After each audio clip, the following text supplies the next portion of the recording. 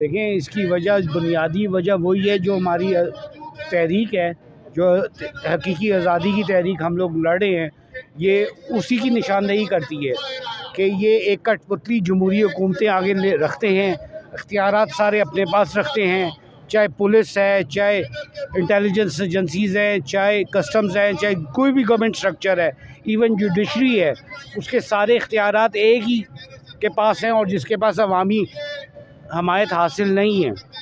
और वो सिर्फ ताकत की ज़ोर के ऊपर, हमारी दी हुई ताकत की ज़ोर के ऊपर हमारे ऊपर गासिबाना कब्ज़ा करके बैठे हुए हैं। सर, आज आज़म समाती की जो नाजेबा वीडियोज़ हैं वो लीक की गई हैं, पहले बनाई गई हैं खुफिया तरीके से और अब उनको लीक कर दिया गया है और उनको ब्लैकमेल किया जा रहा है।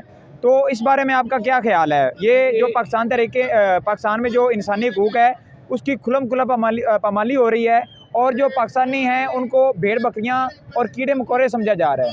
देखें, जिस मुल्क के अंदर अवाम की हुकूमत नहीं होगी वहाँ पे इस किस्म की हरकतें आम होंगी। इंसानी हकूक़ की तो बात ही आप छोड़ दें। ये जो ब्लैकमेलिंग टैक्टिक्स हैं, अगलों को शर्मिंदा करने के लिए, अगलों को ब्लैकमेल करने के लिए, ये वो शख्स करता है जिसके पास ताकत नहीं होती और वो ज़ोर ज़बरदस्ती अपना हुक्म जो है वो लागू करना चाहता है, अपनी मर्ज़ी लागू करना चाहता है। अवाम ये सारी बातें अब समझ गए हैं।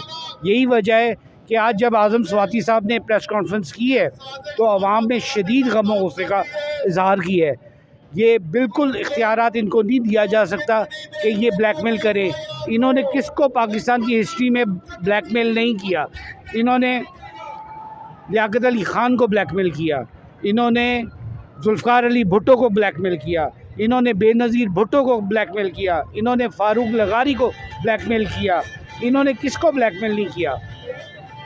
और पहले 20 साल इन्होंने अवाम को यही पढ़ाया कि ये करप्ट हैं, करप्ट हैं, करप्ट हैं और अब उनको सीने के साथ लगा के ऊपर बैठा दिया है।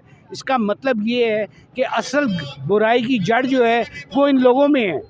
अच्छा, इमरान खान ब्लैकमेल हो जाएंगे अगर वो करते हैं इमरान खान को ब्लैकमेल? तो करके देख लें, करके देख लें। देखिए, हमारा लीडर है, हमारे लिए, उसको नंगा भी हमारे सामने कर देंगे, हमारा लीडर है।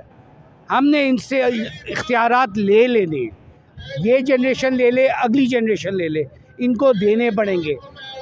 ये जो बन के बैठे हुए हैं ना कि हम ईस्ट इंडिया कंपनी की तरह पाकिस्तान को चला लेंगे, ऐसे नहीं चलने लगी। ये अवाम गिरेबान पकड़ लेंगे। ये हमारे पैसे से ये हुकूमत ये सब यूनिफॉर्म लेते हैं, जूते लेते हैं, ये जो लग्जरी ऑफ लाइफ एंजॉय करते हैं ये हमारे पैसे से लेते हैं। हमें आंखें नहीं ये दिखा सकते, इनको हमारी माननी पड़ेगी। माएँ इनको बच्चे देना बंद कर देंगी इस अदारे को अगर इन्होंने अपना रवैया ठीक ना किया।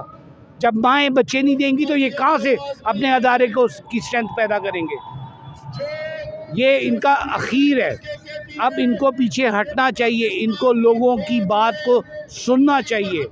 लोग क्या चाहते हैं? रूल ऑफ लॉ चाहते हैं। रूल ऑफ लॉ क्यों चाहते हैं? कि सिर्फ लोगों को इंसाफ मिले, लोगों की जान माल इज़्ज़त महफूज हो। इस माशरे में कुछ महफूज नहीं है। That's it. Thank you very much.